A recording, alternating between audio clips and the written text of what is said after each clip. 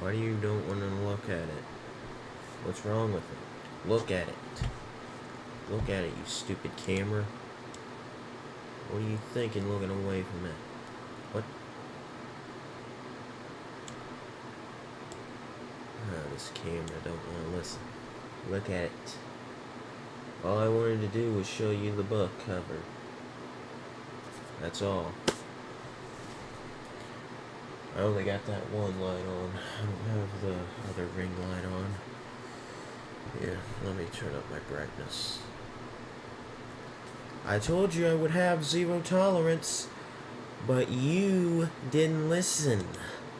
Well, I've warned you, and I've warned you.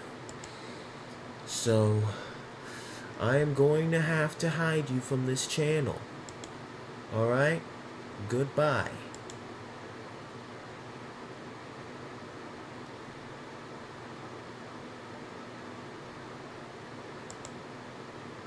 Who's laughing now? I didn't think so. Alright.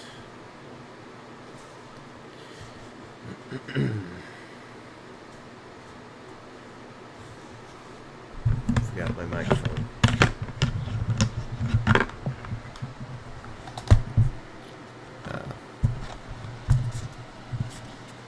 Chapter 5. I assume I'm not alone in having few memories from before I was 6 or 7. I know that I was 4 when I climbed up...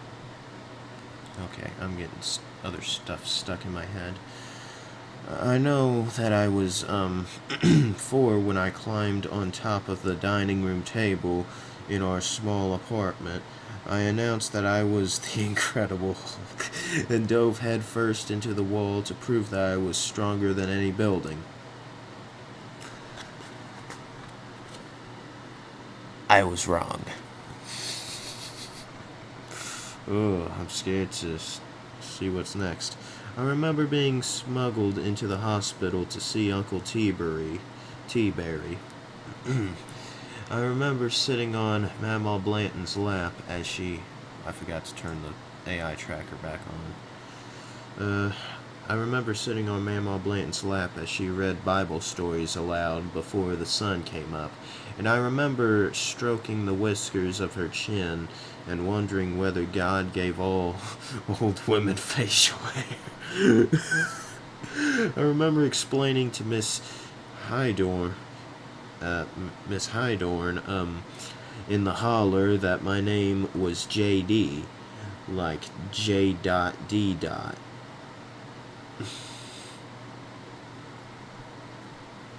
I remember watching Joe Montana lead a TD winning drive in the Super Bowl against the hometown Bengals. And I remember the early September day in kindergarten. I'm having trouble reading this. When Mom and Lindsay picked me up from school and told me that I'd never see my dad again. He was giving me up for adoption, they said. It was the saddest I had ever felt.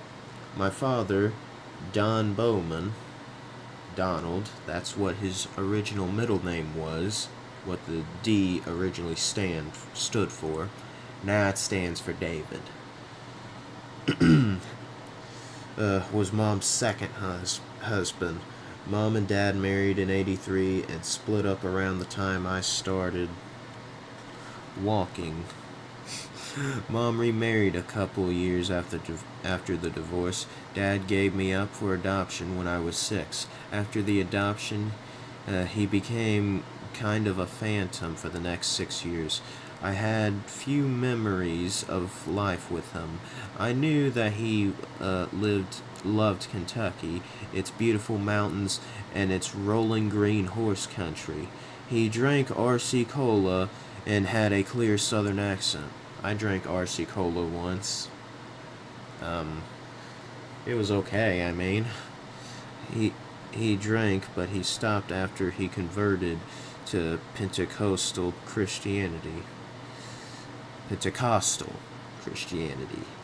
I always felt loved when I spent time with him, which was why I found it so shocking that he didn't want me anymore, as Mom and Mama told me.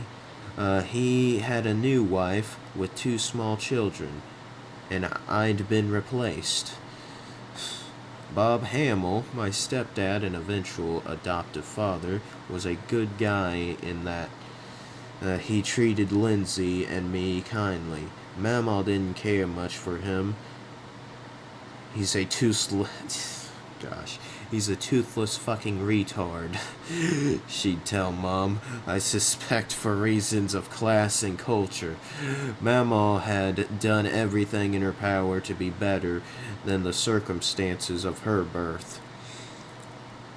Though she was hardly rich, she wanted her kids to get an education, obtain white-collar work, and marry well-groomed middle-class people. In other words, who were nothing like Mama and Papa. Bob, however, was a walking hillbilly stereotype. He had little relationship with his own father. He had learned the lessons of his own childhood well. He had two kids whom badly he saw, though they lived in Hamilton, a town 10 miles south of Middletown.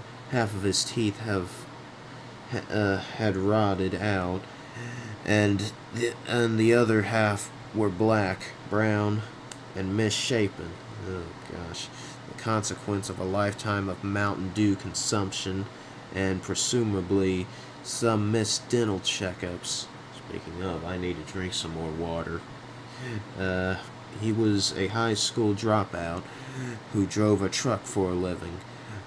We'd all eventually learn that there was much to dislike about Bob, but what drove Mama's initial dislike were the parts of him that resembled her.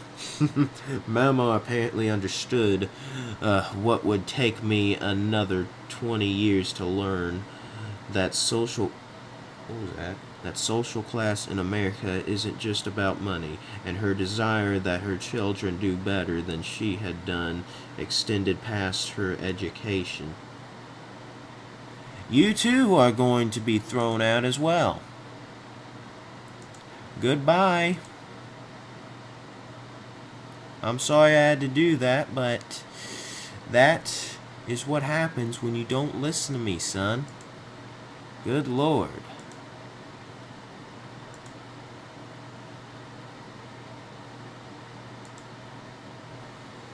What the? Hold on. Where did this come from? Where's my phone? I need to make sure this is true. What?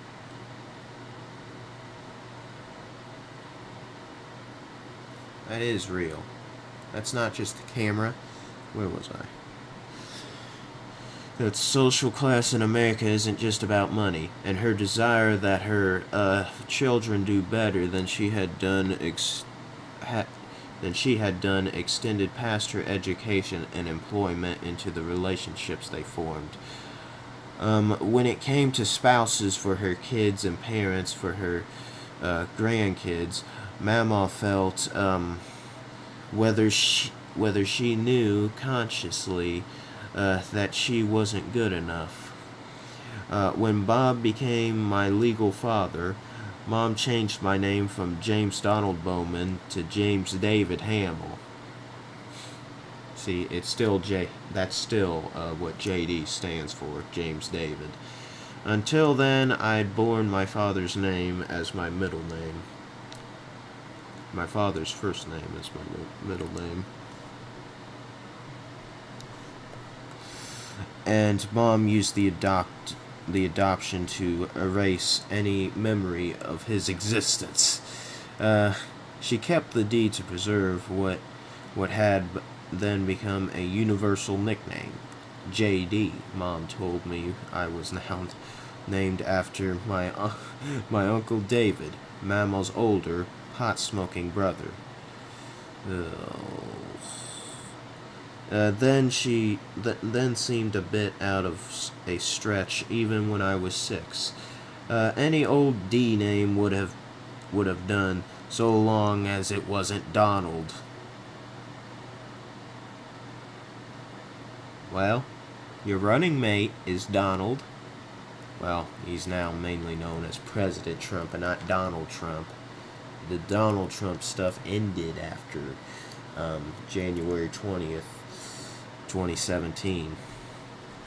With that very picture you see there. Our new life with Bob had a superficial family sitcom feel to it. Mom and Bob's marriage seemed happy. They bought a house a few blocks away from Mama's. We were so close that if the bathrooms were occupied, or I felt like a snack, I'd just walk over to Mama's. We were so close that if the bathrooms were occupied, or I felt like a snack, I'd just walk over to Mama's. That's odd.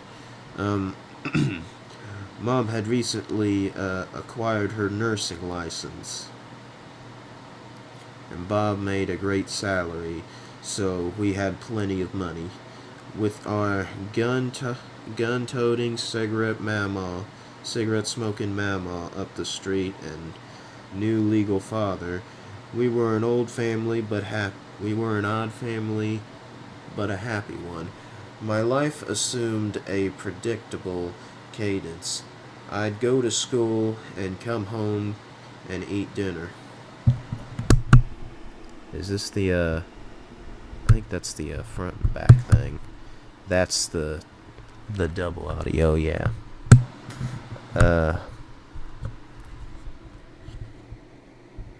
Okay, that's the front audio.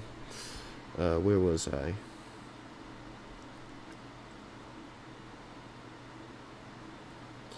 I visited Mama and Papa nearly every day. Papa would sit on our porch to smoke, and I'd sit out there with him and listen to him grumble about politics or the Steel Workers Union. When I learned to read, Mom bought me my first chapter book, Space Brat, and the microphone thing down here is distracting me. The microphone, what, and heaped praise on me for. I'm not reading this right. Wait a minute. Oh, yeah, that was the next page. For finishing it quickly. I love to read and love to work on math problems with Papa. I need to shave again. Y'all can't really see it, but I kind of do need to shave. Alright, it's very, vague on me. Seriously, how did that become a thing here? And I love the way that Mom seemed to delight in everything I did. Mom and I bonded over other things, especially our favorite sport, football. I read every word I could about Joe Montana, the greatest football quarterback of all time. Watched every game and wrote fan mail to the 49ers and later the Chiefs, Montana's two teams. Mom checked out books on football strategy from the public library, and we built little models of the field.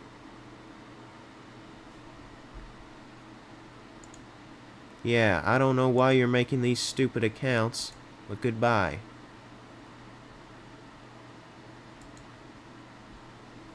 Stupid. What was I saying? Mom checked out books on football strategy from the public library, and we built little models of the field with construction paper and loose change, pennies for the defense, nickels and dimes for the offense. And let me guess, quarters for the quarterback? No. Mom didn't want me to understand only the rules of football. She wanted me to understand the strategy. We practice on our construction paper football field, going over the various contingencies. What happened if a particular lineman, a shiny nickel, missed his block? What could the quarterback, a dime? That's odd. Do if no receiver, another dime, was open. We didn't have chess, but we did have football. I never learned how to play chess. I've only known checkers. More than anything else in my family, Mom wanted us to be exposed to people from all walks of life.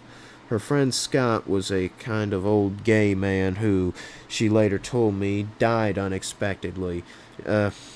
She made me watch a movie about Ryan White, a boy not that much older than I was, who contracted HIV through a blood transfusion and had to start a legal fight to return to school.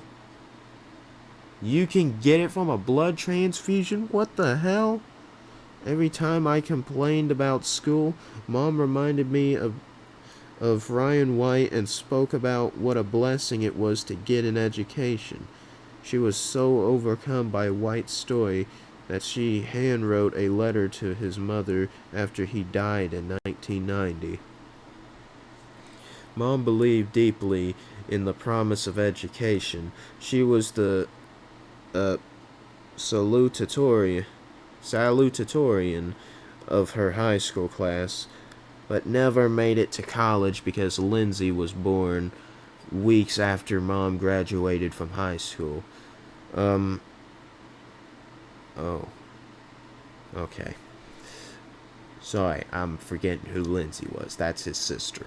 But she did return to a local community college and earn a associate's degree in nursing.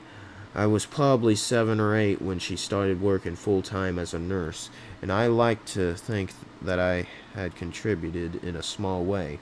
I helped her study by crawling all over her, and I let her practice drawing blood on my youthful veins. No, JT, no. Gosh. Sometimes Mom's devotion to education arguably went a little too far. During my 3rd grade science fair project, Mom helped at every stage, from planning the project to assisting with lab notes to assembling the presentation.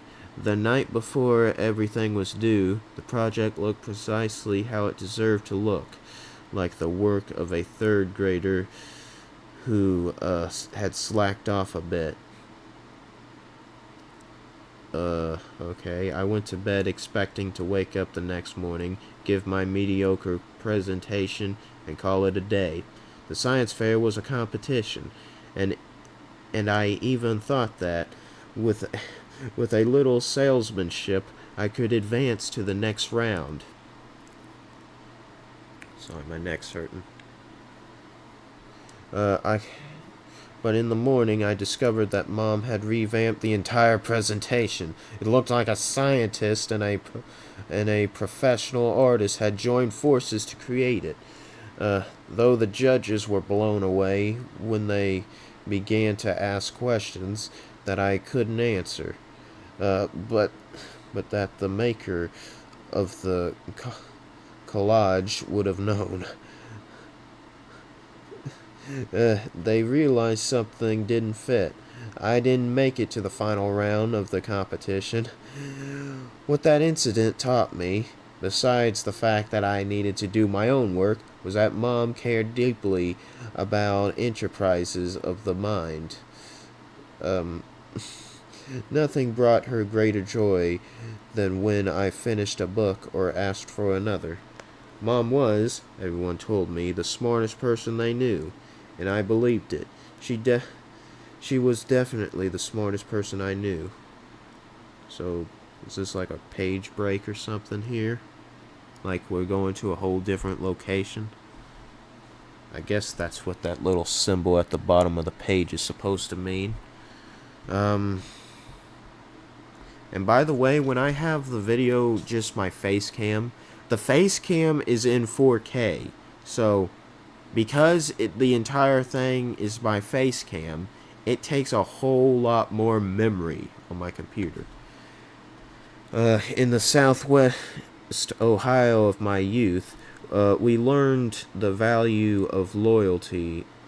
That distracted me with the camera moving. We learned the value of loyalty, honor, and toughness. First off, I just want to say how the movie showed J.D. Vance with that dinner thing. He's like, my mom is the smartest person I know. Probably smarter than y'all. Well, she should probably have this job. And that was like a little while after he got the phone call from Lindsay telling him that she started using again and she OD'd on heroin. As in overdosed. Yeah, don't do drugs, kids. At least it wasn't a fatal overdose, and she's still alive and well. I'm putting my necklace back on. I haven't worn my high school necklace, my graduation necklace for a while.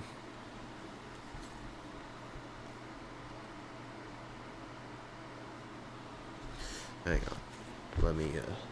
Let me actually get it out and see if I can put it on. Where is it in here? Or is it back here? Where is it? Is it in the drawer? I'm scared the book might close. Is it under my Bible? It is. It is under my Bible. Oh. Y'all are looking away. Hold on. Put my Bible back.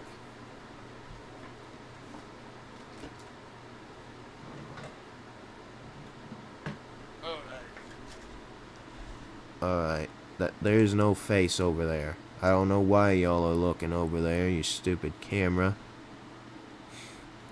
What were you looking at, camera? I haven't worn this in a while. Jeez. You see how big that thing is? It's way bigger than this necklace. Now let's see if I can... Oh. It's actually it's actually literally the same.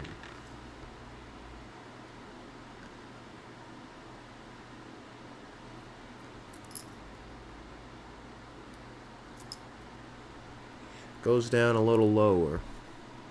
Let me show you. See, this necklace goes down a little lower.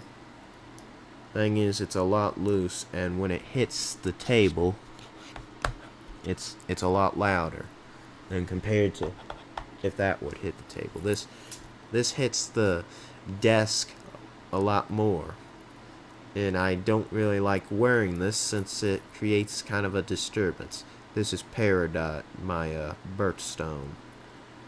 And on the back, it says, put God first, so proud of you, the letter U. Love, Dad, and Mom. And my initials. It says it on the back. It's engraved. You can't really see it. Yeah, it goes down a lot lower than my cross necklace. I also want to wear this to really show that I am a Christian. I don't want to hide from people that I'm a Christian. I want to really show it, you know. This I can have it go over my head. My head is too big for that to go over my head.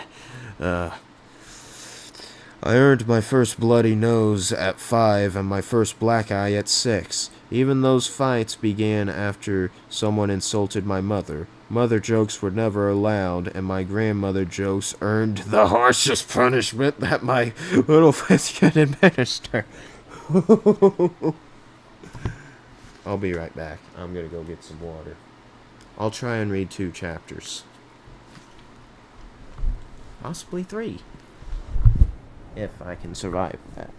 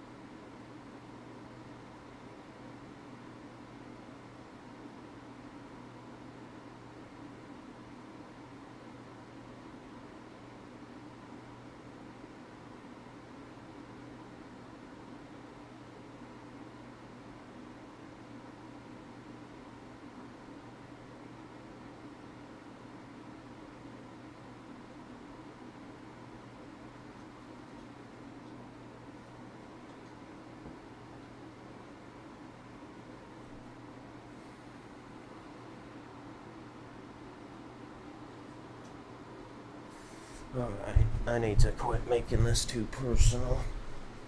Gosh, I had to put the necklace in my shirt because it was freezing me. Or, no, because they're colliding with each other and I don't like that. Okay.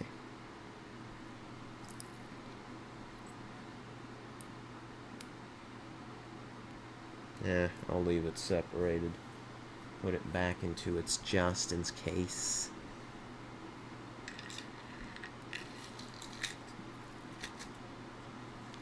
Yeah, I decided to not get a ring, but to get a necklace.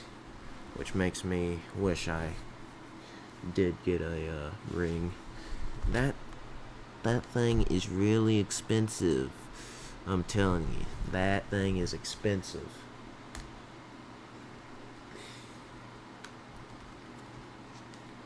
Why? Why is it doing that? Alright. Just a second. Let me move this up here on my legs so I quit doing crisscross applesauce. See, this is how far into the book I am. This is how much I've read. This is how much I've got to read. There's 15 chapters, including a conclusion and a afterword I will read. Mama and Papa ensured that I knew the basic rules of fighting. You never start a fight. You always end the fight if someone else starts it.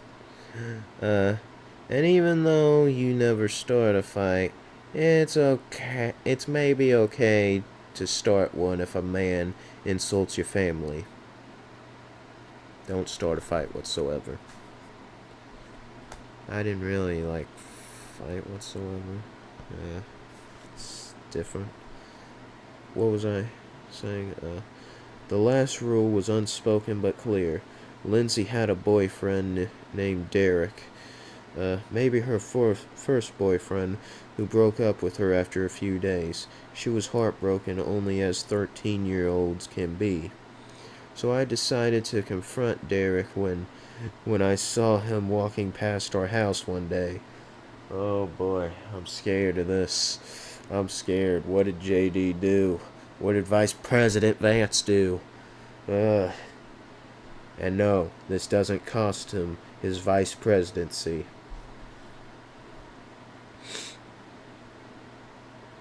He had 5 years and about 35 pounds on me. I came at him twice as he pushed me down easily. The third time I came at him, he had enough and proceeded to pound the shit out of me. I ran to Mama's house for some first aid, crying and a little bloody. She smiled at me. "You did good, honey. You did real good." In fighting, as with many things, Mama taught me through experience. Gosh.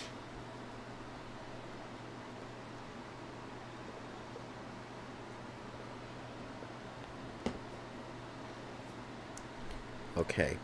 Is it really going to keep looking away from me? Hey, I'm right here. I'm right here. And I wonder if it'll start looking at George Jones over there.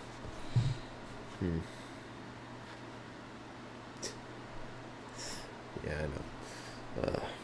It's hard to read like this when you're not over the damn book. Where was I? She never laid a hand on me punitively. She was anti-spanking in a way must have come from her own bad experiences. But when I asked her what it felt like to be punched in the head, she showed me.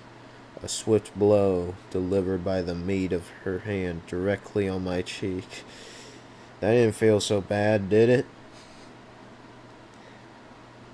And the answer was no. Getting hit in the face wasn't nearly as terrible as I had imagined.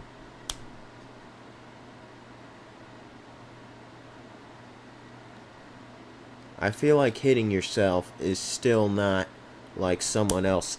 Okay, that hurt. That hit my jaw. Ow. Ow. Ow. Okay. Why did I do that? Just read the book. What am I doing? Getting hit in the face wasn't nearly as terrible as I'd imagined. This was one of her most important rules of fighting.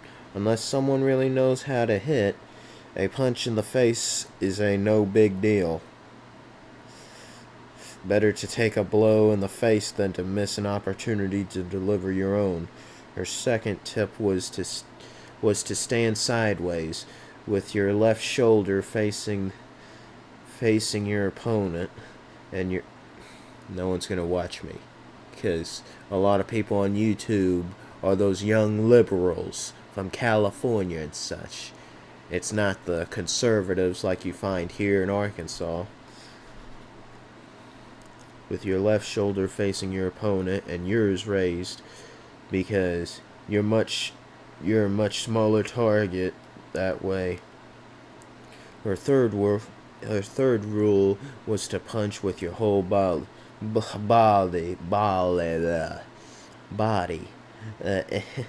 especially your hips. Very few people, Mama told me, appreciate how unimportant your fist is when it comes to hitting someone.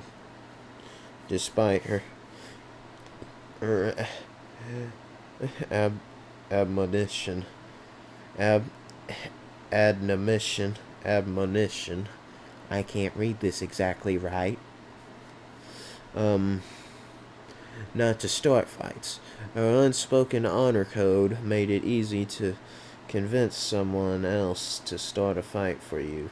If you really wanted to get into it with someone, all you needed to do was insult his mom. No amount of self-control could understand a well-played maternal criticism. Your mom's so fat that her ass has its own zip code. I heard that before.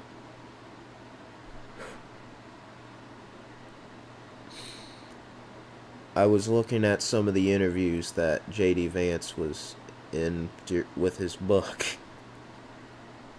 and they brought that up. I didn't think that was actually from his book.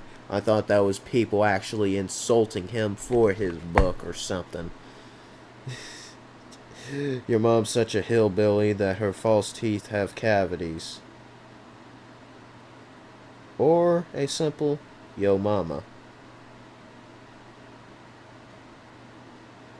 Lord, um, these were fighting words. Whether you wanted them to be or not, just to shirk from avenging a string of insults was to lose your honor, your dignity, or even your friends. I was to go home and be afraid to tell your family that you had disgraced them. I don't know why, but after a few years, Mama's views evolved on fighting. I was in third grade, I had just lost a race, and felt there was only one way to adequately deal with the taunting victor. Mama, lurking nearby, intervened in what was certain to be another schoolyard cage match. She sternly asked whether I had forgotten her lesson that the only fights are defensive. That only just fights are defensive. I didn't know what to say. She had endorsed the unstated rule of honor fighting the only a few years earlier. One time I got in a fight and you told me that I did good, I told her. She said, well then, I was wrong. You shouldn't fight unless you have to. Now that made an impression. Mama never admitted mistakes. The next year, I noticed that a class bully had taken a particular interest in a special victim, an odd kid I rarely spoke to. Thanks to my prior exploits, I was largely immune to bullying. Sorry, it's hard to turn a page. Kamala, we cannot turn a page. We turned a page on your ass, and you're gone from this history. And that's probably what JFK said about Nixon. We need to turn a page on this vice president.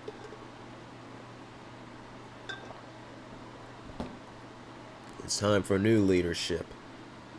Not that I have anything against JFK other than his infidelity, and like most kids, was usually content to avoid the bully's attention. One day, though, he said something about his victim that I overheard and felt a strong urge to stick up for the poor kid. There was something pathetic about the target, who seemed especially wounded by the bully's treatment. When I spoke to Mama after school that day, I broke down in tears. I felt incredibly guilty that I hadn't had the courage to speak up for this kid, that I had sat there and listened to someone else make his life a living hell. She asked whether I had spoken to the teacher about it, and I assured her that I had. That bitch ought to be put in jail for sitting there and not doing anything.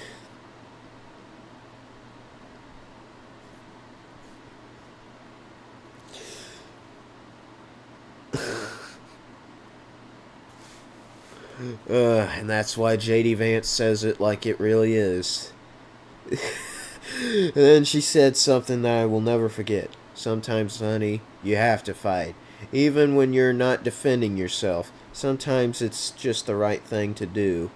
Tomorrow, you need to stand up for that boy. And if you have to stand up for yourself, then do that too. Kind of like he stood up for Trump after Zelensky was like, be disrespecting our president.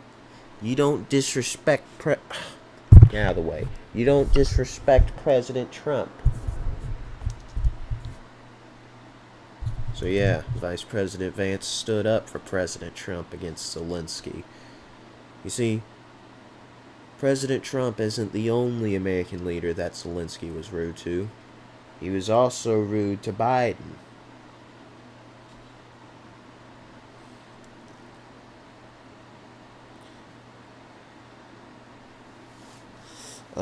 Then she taught me a move, a swift, hard, make sure you to turn your hips. Punch right to the gut.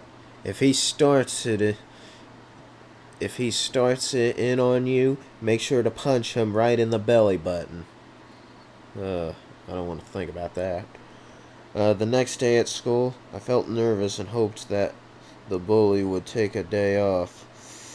But in the predictable chaos, as the class lined up for lunch, the bully, his name was Chris, wow, you actually said it out loud, asked my little charge whether he planned on crying that day.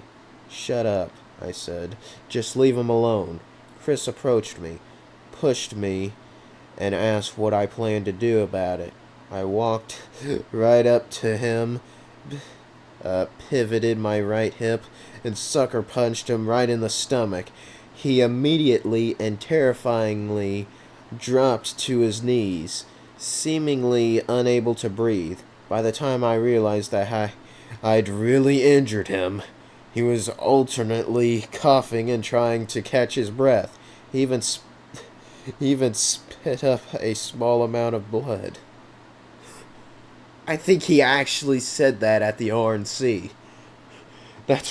I'm pretty sure that's what he said at the RNC. That's where I'm recollecting all this from. He said that at the RNC. Chris went to the school nurse after I confirmed that I hadn't killed them and would avoid the police. My thoughts immediately turned to the school justice system, whether I'd be suspended or expelled, and for how long. Expelled's permanent. While the other kids played at recess and Chris recovered with the nurse, the teacher brought me into the classroom. I thought she was going to tell me that she'd call my parents or I'd be kicked out of school. Instead, she gave me a lecture about fighting and made me practice my handwriting instead of playing outside. I detected a hint of approval from the teacher, and sometimes I wonder whether there was school politics at work and her inability to appropriately discipline the class bully. At any rate, Mamaw found out about the fight directly from me and praised me for doing something really good. It was the last time I ever got in a fist fight. Good for you. While I recognized that things weren't perfect, there's like another page break. While I realized that things weren't perfect, I also recognized that our families shared a lot with most of the families I saw around me. Yes, my parents fought intensely, but so did everyone else's. Yes, my grandparents played a big role in my life, as Mom and Bob did. Not Dad. But that was the norm in hillbilly families. We didn't live a peaceful life in a small nuclear family. We lived a chaotic life in big groups of aunts, uncles, grandparents, and cousins.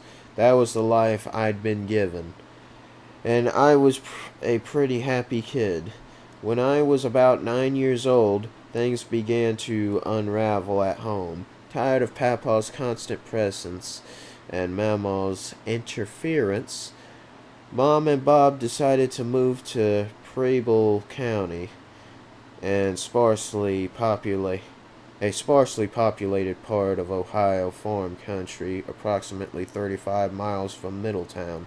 Even as a boy, I knew this was the very worst thing that could happen to me. Oh gosh, I just realized the page number.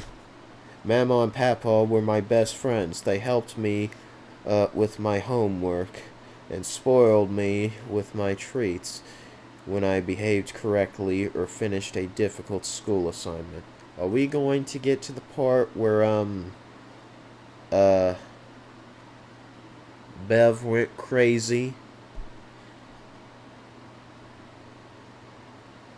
Because JD unintentionally insulted her.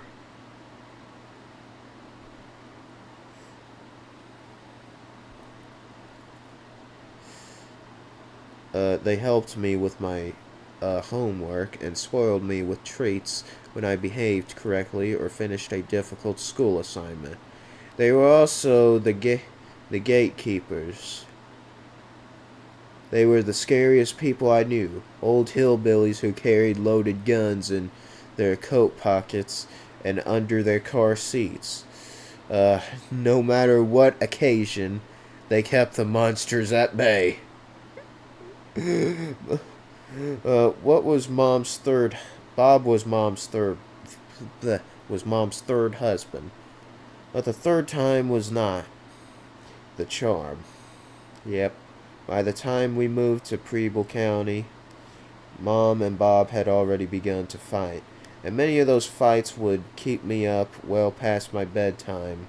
They said things friends and family should never say to each other. Fuck you! Go back to your trailer park. This is just what the book says. Okay? I'm only reading what the book says. Oh, gosh. Alright? See? It's only what the book says.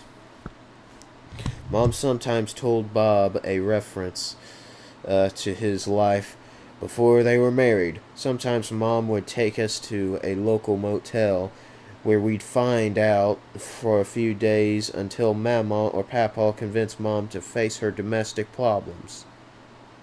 So she hid at the hotel, or motel, sorry, away from Bob. Mom had a lot of Mama's fire, which meant that she never allowed herself to become a victim of domestic disputes. It also meant that she often escalated normal disagreements beyond where they should go. During one of my second grade football games, a tall, overweight...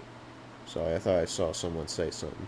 A tall, overweight mother muttered about why I had been given the ball on the previous play.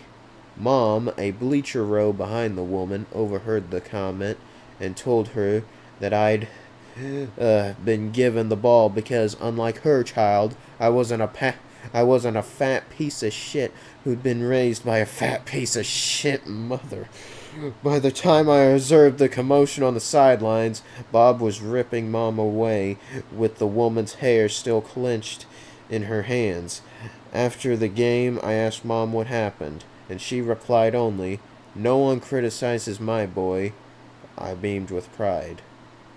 I didn't understand exactly what happened. Let me look and see what that said. Oh, okay. She was pulling Bev away. She was attacking... Bev was attacking the woman while Bob was trying to pull her away. Bev is his mother's name. Short for Beverly. Sorry, my neck's hurting. I can't do this. Where was I? Oh yeah, in Preble County, with Mama and Papa only 45 minutes away, the fights turned into screaming matches. Often the subject was money. Yeah, I doubt it now. I doubt what my speculations going to start here. Though it made little sense for a rural Ohio family with a combined income of over $100,000 to struggle with money.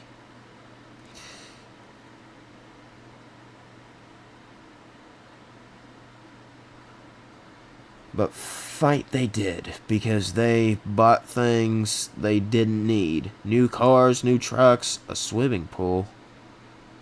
Jeez, what is with this impulse spending?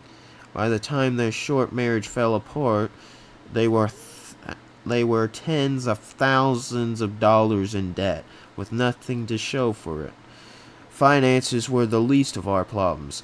Mom and Bob had never been violent with each other, but that slowly started to change. I awoke one night with the sound of breaking glass. Mom had lobbed plates at Bob and ran downstairs to see what was up. He He was holding her against the kitchen counter, and she was flailing and biting at him. When she dropped to the ground, I ran to her lap. When Bob moved closer, I stood up and punched him in the face. He reared back to return the blow, I figured, and I collapsed on the ground, with my arms over my head in anticipation. The blow never came. Bob never was physically abusive, and the intervention somehow ended the fight. He walked over to the couch and sat down silently, staring at the wall. Mom and I meekly walked upstairs to bed. Mom and Bob's problems were my first introduction to marital conflict resolution. Here were the takeaways. Never speak at a reasonable volume when screaming will do. If the fighting gets a little too intense, it's okay to slap and punch, so long as the man doesn't hit first. Lord. Always express your feelings in a way that's insulting and hurtful to your partner. If all else fails, take the kids and the dog to a local motel. And don't tell your spouse where to find you. If he knows or she knows where the children are, he or she won't worry as much, and your departure won't be as effective. I'm not sure if that's really true.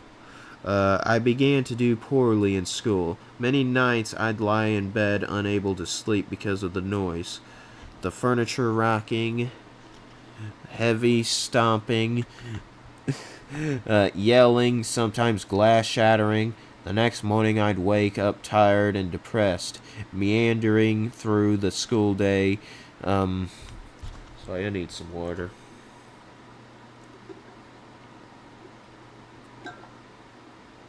I don't have any ice. This sucks. All the ice melted. I didn't want to get any more ice because I was scared I would wake up Mom. Where was I? Thinking constantly about what awaited at home. I just wanted to retreat to a place where I could sit in silence. I couldn't tell anyone what was going on, as that was far too embarrassing. And though I hated school, I hated home more. When the school announced that we had only a few minutes to check our clear our desks before the bell rang, my heart sank. I stared at the clock as if it were a ticking time bomb. Not even Mama understood how terrible things had become. My slipping grades were the first indication. Not every day was like that, of course, but even when the house was ostensibly peaceful... I am hallucinating. I thought I saw something. That might have been some kind of Steam notification or something that y'all can't see. What was I looking at? Not every day was like that, of course, but even when the house was ostensibly peaceful, our lives were so charged that I was constantly on guard. Mom and Bob never smiled at each other or said nice things to Lindsay and me anymore. Yeah, we didn't really see that much of Lindsay. Like, we saw her, like, at the beginning when they, like, arrived at the house. She's like, whoever her boyfriend was, you know. She ran off to her boyfriend, and we didn't really see from her that much. She appeared here and there. Of course, during the adult stage, we did see her a whole lot, but not really that much in the, like, adult part of the movie. Where was I?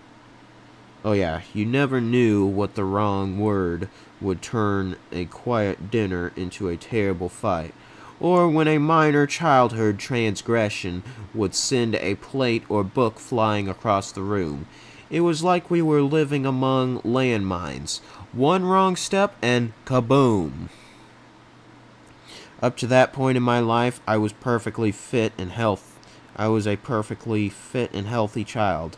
I exercised constantly, and though I didn't exactly watch what I ate, I didn't have to. But I began to put on weight, and I was positively chubby by the time I started the 5th grade. I often felt sick and would complain about severe stomach aches to the school nurse.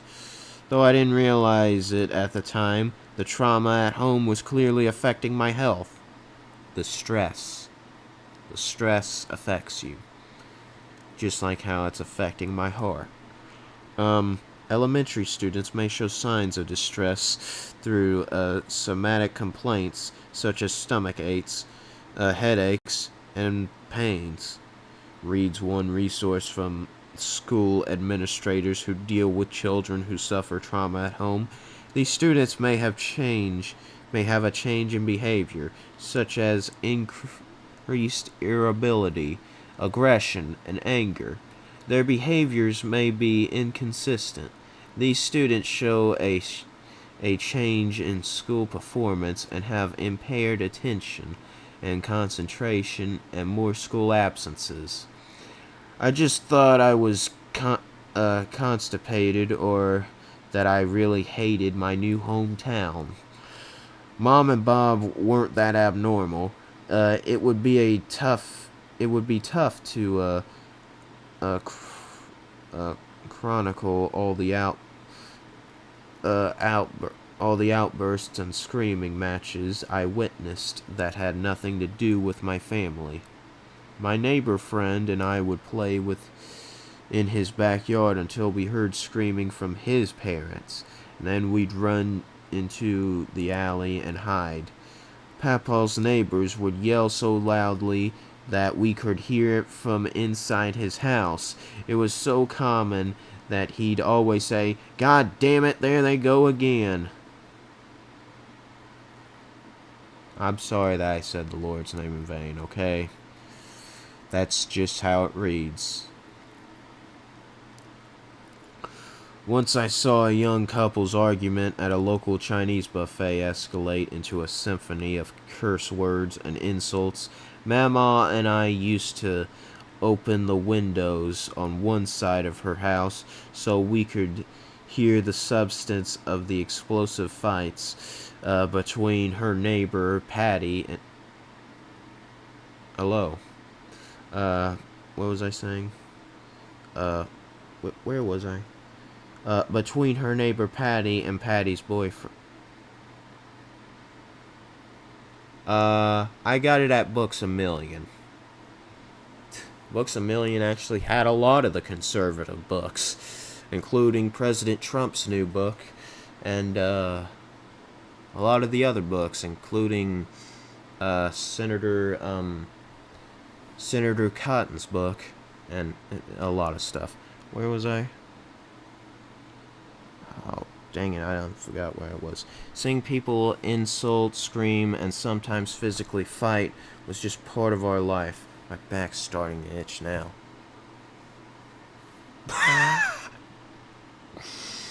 Oh, Lord.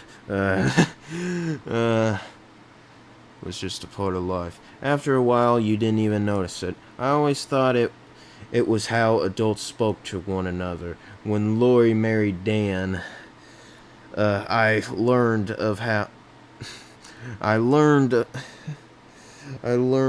at least one exception. Mama told me that Dan and Aunt Wee never screamed at each other because Dan was different. He's a saint, she'd say. As we got to know Dan's entire family, I realized that they were nicer to each other. They didn't yell at each other in public. I got a distinct impression that they didn't yell at each other much in private either. I thought they were frauds. Aunt Wee saw it differently. I just assumed they were really weird. I knew they were genuine. I just figured they were genuinely odd. The never-ending conflict took its toll. I'm gonna have to change it back. Oh. To be honest, I'm kind of good at guessing locations or finding them. Let me guess where you live. Oh, Lord.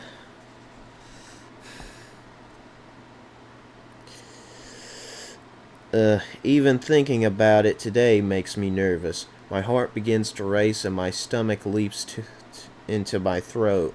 When I was very young, all I wanted to do was get away from it, to hide from the fighting, go to Mama's, or disappear.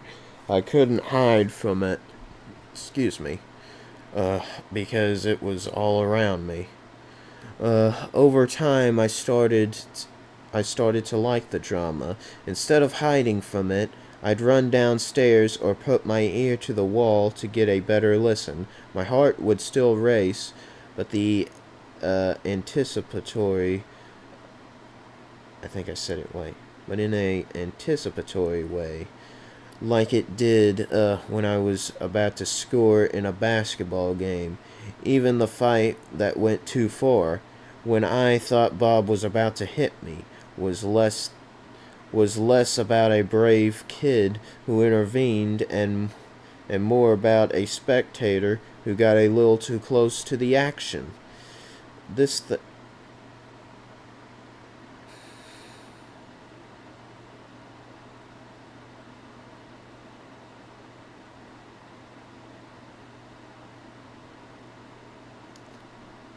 Yeah, you got it.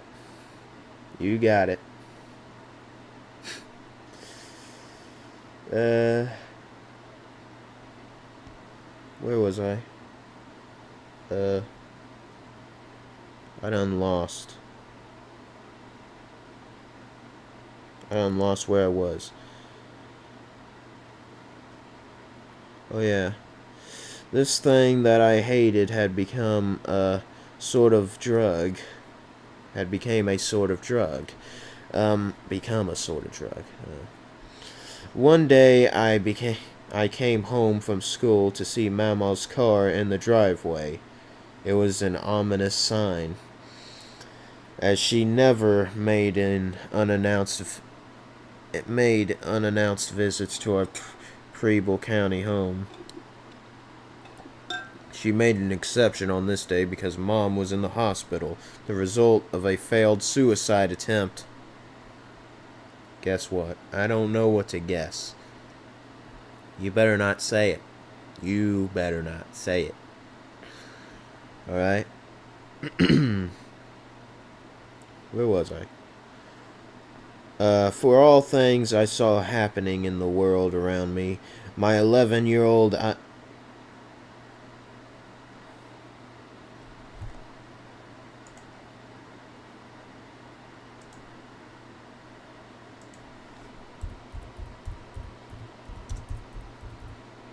that. Alright, where was I? My 11-year-old eyes miss so much. In her work at Middletown Hospital, Mom had met, and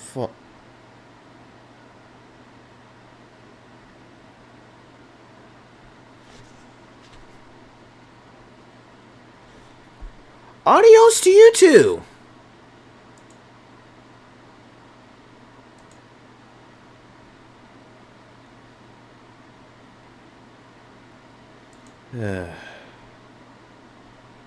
What is wrong with these ungodly bastards? God don't like ugly. I don't even know where these bastards even get these things from. Where are they getting this from? I don't even know the source of this bull crap. It's making no sense. Where was I? I'm losing where I am. Mom had met and fallen in love with a local fireman and began a years-long affair. That morning, Bob had confronted her about the affair and demanded a divorce. Mom had sped off with her in her brand new minivan and intentionally crashed it into a telephone pole. That's what she said, at least. Mama, had her own theory that Mom had tried to detract attention from her cheating and financial problems. As Mama said, who tries to kill themselves by crashing a fucking car? If she wanted to kill herself, I got plenty of guns. Lindsay and I barely bought Mama's view of things, and we felt relief more than anything that Mom had really hurt herself, and that Mom's attempted suicide would be the end of our Preble County experience. Well, that's not the only time she attempted suicide, and I don't even think I wasn't even in the movie. She spent only a couple days in the hospital. Within a month, we moved back to Middletown, 1 block closer to Mama than we'd been before, with less than a man in tow. With one less man in tow. So yeah, Bob was gone. Despite the return to a familiar home, Mom's behavior grew increasingly erratic. She was more roommate than parent, and of the three of us, Mom, Lindsay, and me, Mom was the roommate of most prone to hard living.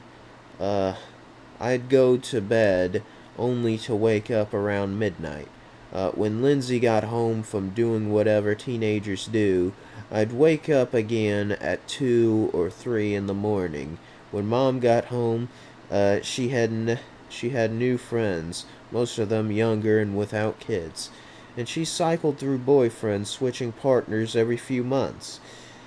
It was so bad that my best friend at the time commented on her flavors of the month.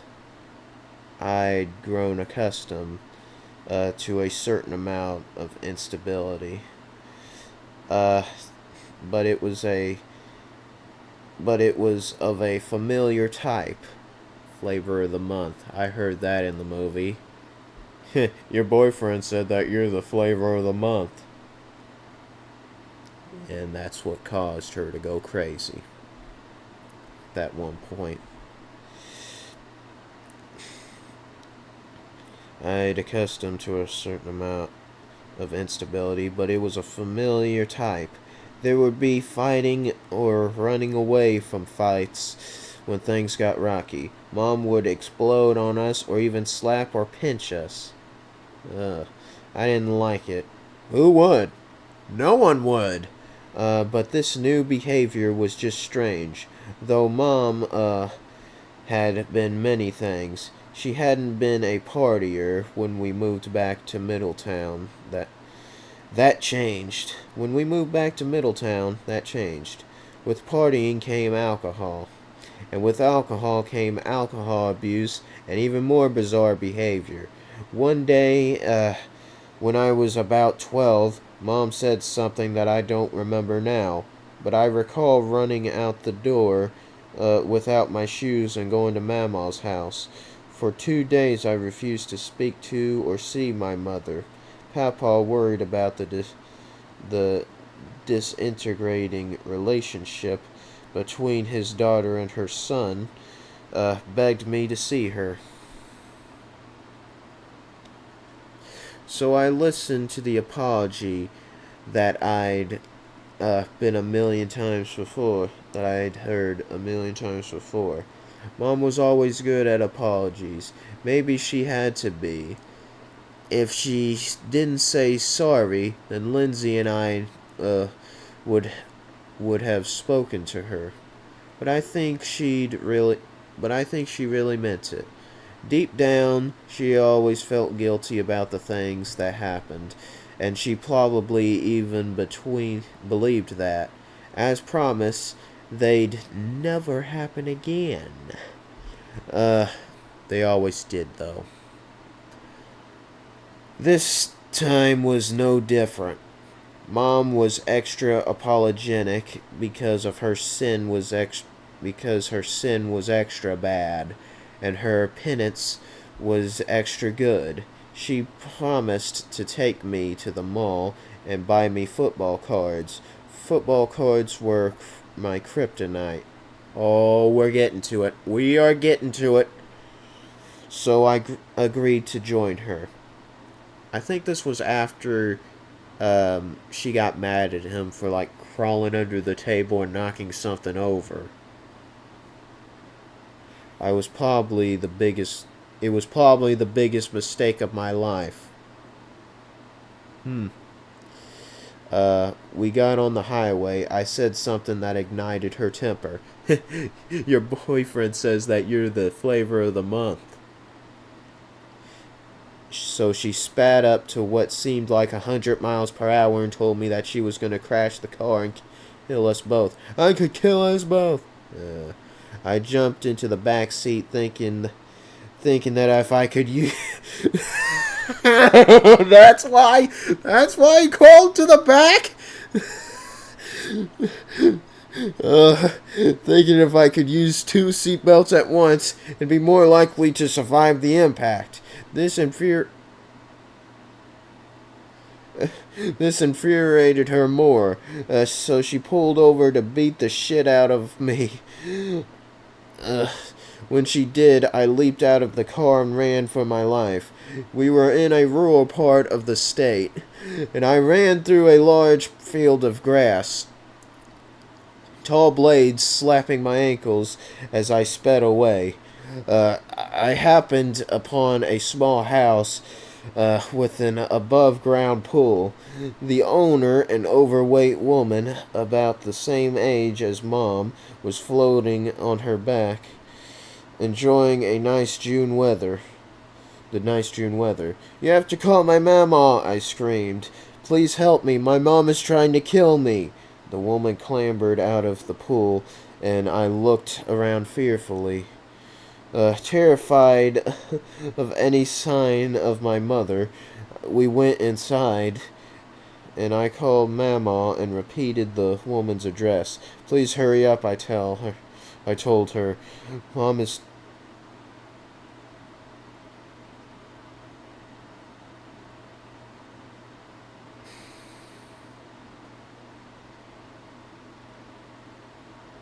What? What are you trying... What do you mean?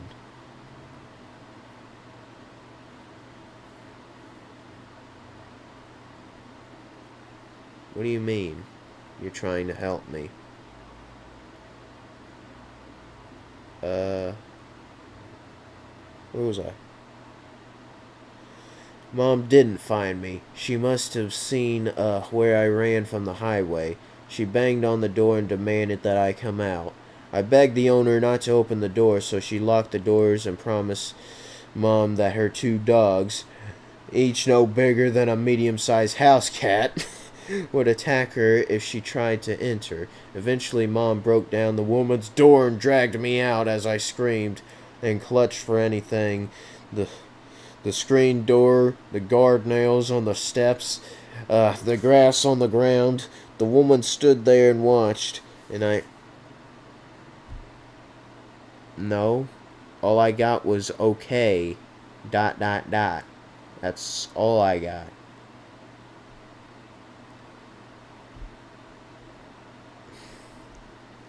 Where was I?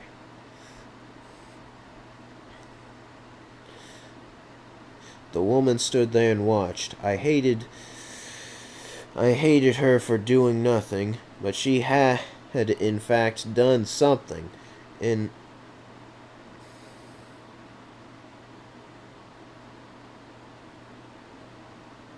no.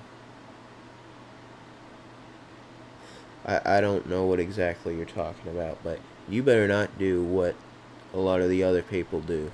Or else I will have to do something. You see why a lot of these people on here are gone? It's not sending. That's odd. I don't know why it's not sending. Okay. Where was I? In minutes between my call to Mama and Mom's arrival, the woman had apparently dialed 911. So as Mom dragged me to her car,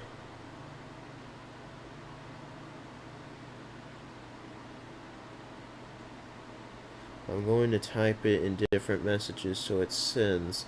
I'm trying to tell you about them. About what? So as Mom dragged me to her car, two police cruisers pulled up, and the cops who got out put Mom in handcuffs. She did not go quietly. They wrestled her into the back of a cruiser. Then she was gone. The second cop put me in the back of his cruiser.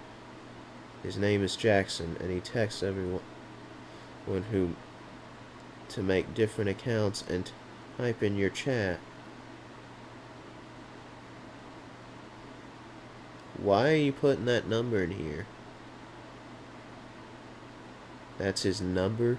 Why would you put that in here? I can't have that in here. Gosh. Where was I? The second cop put me in the back of his cruiser. Oh, that's who's doing that?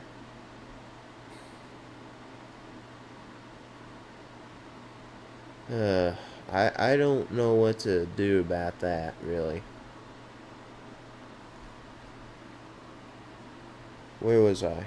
The second cop, put me in the back of his cruiser as he waited for Mamaw to arrive. I never felt so lonely watching that cop interview the homeowner, still in her soaking wet bathing suit, flanked the two pint-sized guard dogs.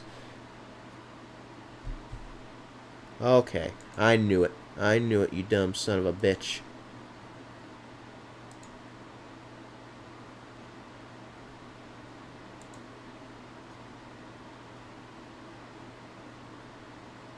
And don't come back. Gosh. I'm getting sick and tired of this crap.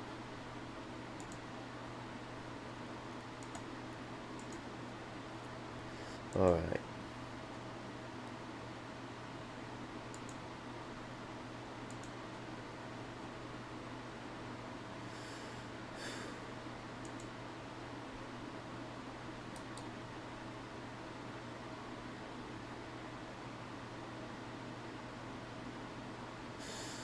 Alright.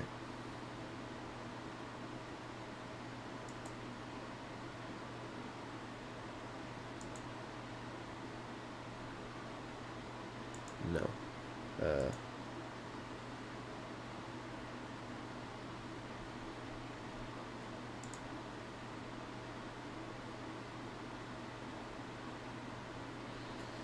I'm trying to do something, I don't know.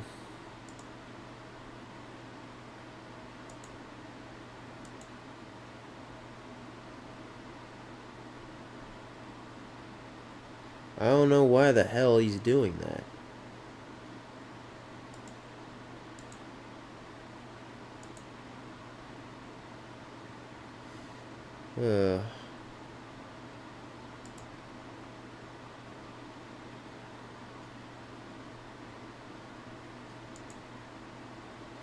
There. I changed it now.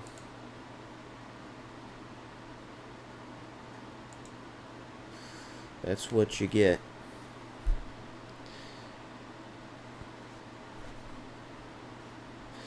Subscribers only. Alright, back to this.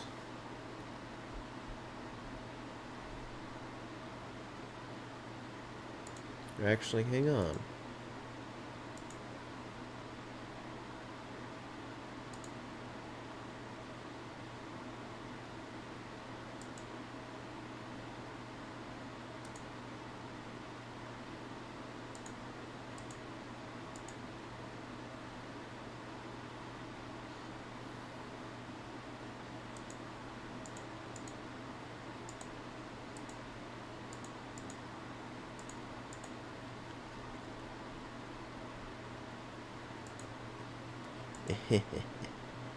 Alright. Well, you know what? No, I'll put it back to 5 minutes.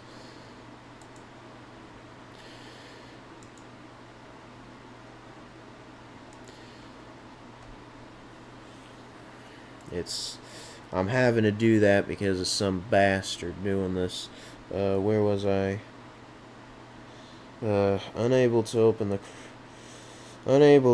cruiser door from the inside, and unsure when I could expect Mama's arrival, I began to daydream when the car door swung open, and Lindsay crawled into the cruiser with me and clutched me to her chest so tightly that I couldn't breathe.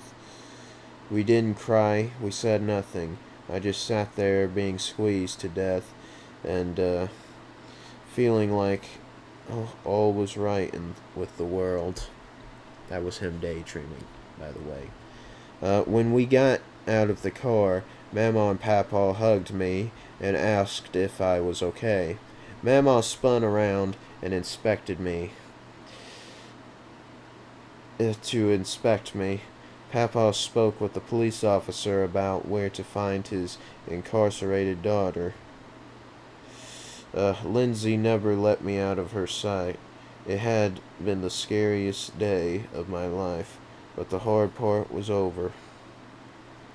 Yeah, that's not how it went down in the movie. They're like, okay, you need to tell me the truth. What did she do? It's like, no, she didn't do anything. I was just being a brat. He just defended her. When we got home, none of us could talk. Mama wore a silent, terrifying anger. I hoped that she would calm down before Mom got out of jail. I was exhausted and wanted only to lie on the couch and watch TV. You see, in the movie, they ended up going to the mall or some small store, and she started some crap there. She had a whole bunch of cards and just... Bitch! Like, created a mess there. Like she felt she was as entitled as her parents were or something. Where was I? Okay. Lindsay went upstairs and took a nap. Papa collected a food order for Wendy's. On his way to the front door, he stopped and stood over me on the couch. Mama had left the room temporarily. Papa placed his hand on my forehead and began to sob. I was so afraid that I didn't even look up at his face.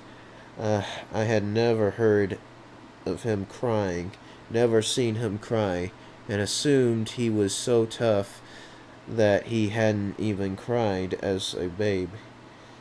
He held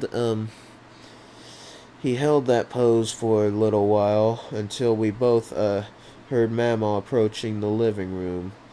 At that point, he collected himself, wiped his eyes, and left. Neither of us ever spoke of that moment. Mom was released from jail on bond and prosecuted for a domestic violence misdemeanor. The case depended entirely on me.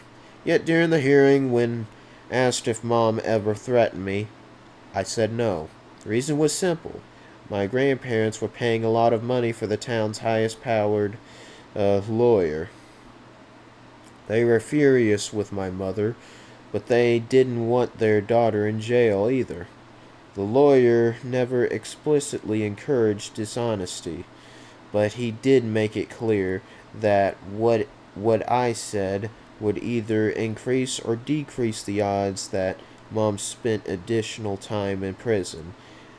You don't want your mom to go to jail, do you? He asked. So I lied, with the express understanding that even though Mom would have her liberty, I could live with my grandparents whenever I wished.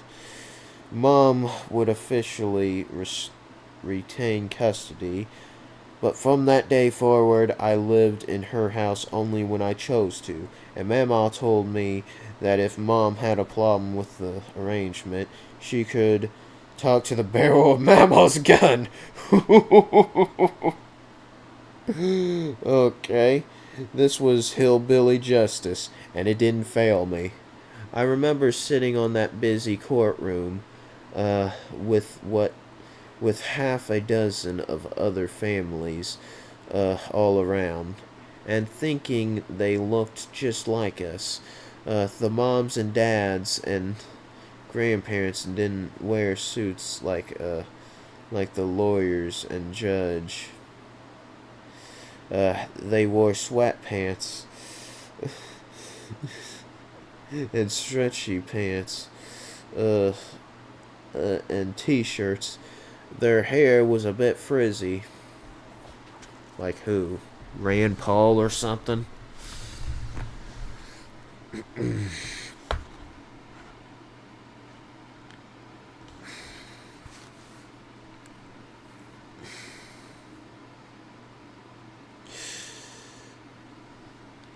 And it was the first time I noticed TV accents, the neutral accent that so many news anchors had. The social workers and the judge and the lawyer all had TV accents. Um, None of us did.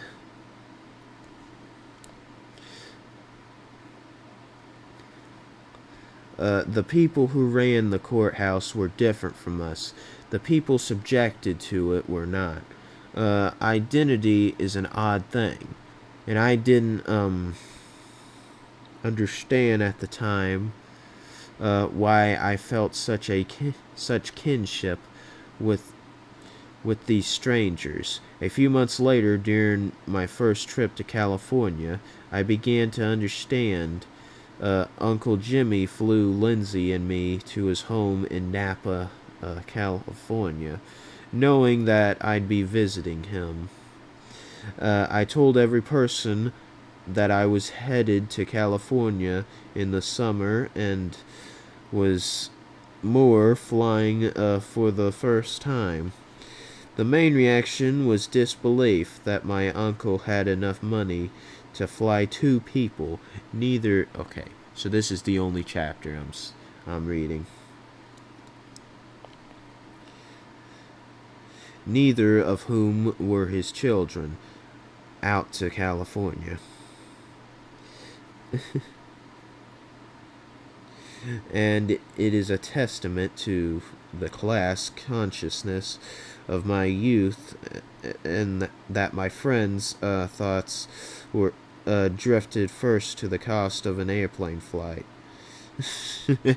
um, for my part, I was overjoyed to travel west and visit Uncle Jimmy, uh, a man I idolized on par with my great uncles and Blanton men. Despite the early departure, I didn't sleep a wink. On the 6-hour flight from Cincinnati to San Francisco. Everything was just too exciting. The way the earth shrank during takeoff, the look of clouds from close up, the scope and size of the sky, the way the mountains looked from the stratosphere. The flight attendant took notice. By the time we hit Colorado, I was making regular visits to the cockpit. This was before 9/11, as it says here, where the pilot gave me brief lessons in flying an airplane and updated me on our progress. Yes. 9/11, yeah, now it's very, very secure. Oh, finally, it's the end. I'm not reading another chapter. The adventure had just begun. I had traveled out to stare before, out of state before. I had joined my grandparents on road trips to South Carolina and Texas, and I visited Kentucky regularly. On those trips, I rarely spoke to anyone except family. I never noticed anything all that different.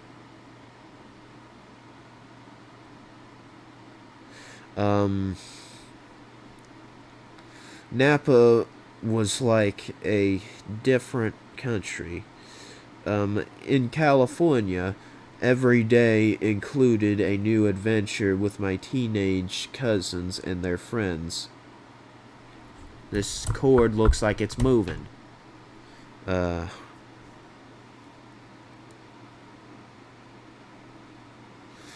During one trip, we went to the Castro district of San Francisco.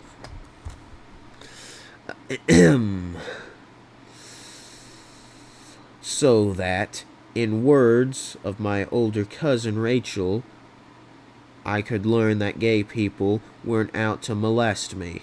Another day, we visited a winery. Why is it different, Jeff? Is this after the whole Jeffrey Dahmer bullcrap or something? On yet another day, we helped at my cousin Nate's high school football practice.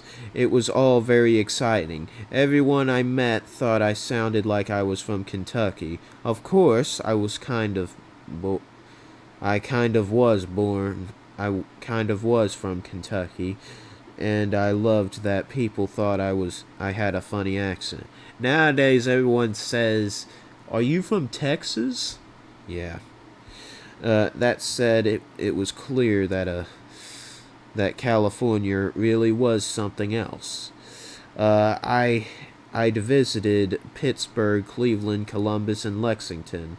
I'd spent a considerable amount of time in South Carolina, Kentucky, Tennessee, and even Arkansas, my state. So why was California so different? The answer, I'd learn, was the same hillbilly highway that brought Mama and Papa from eastern Kentucky to southwest Ohio. Despite the topographical differences and different regional economies that the South and the industrial Midwest my travels had confined largely to places where the people looked and acted like my family. We ate the same foods, watched the same sports, and practiced the same religion. That's why I felt so much kinship with those people at the courthouse. They were hillbilly transplants in one way or another, just like me. So I guess chapter 5 is the start of his side of the story, because chapter 1 through 4 was about his family. And that chapter started talking about him and how he grew up. He only hinted to stuff that happened before in his childhood. But his life still has a long way to go. He's vice president now to President Trump, the greatest president this country's ever had. He's a way better vice president than that old Mike Pence. Alright, I'm going to go ahead and turn off that subscriber only mode, because hopefully I won't have to use it again because of how absolutely ridiculous it is.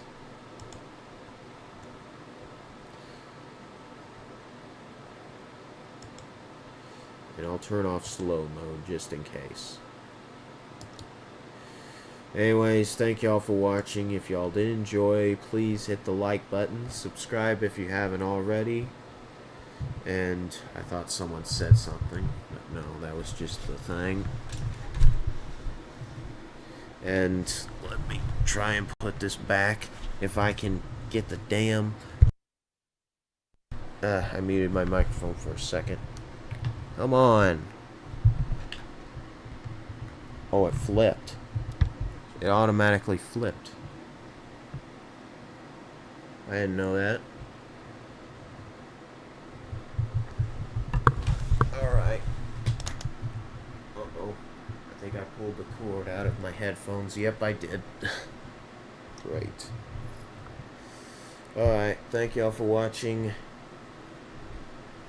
God bless.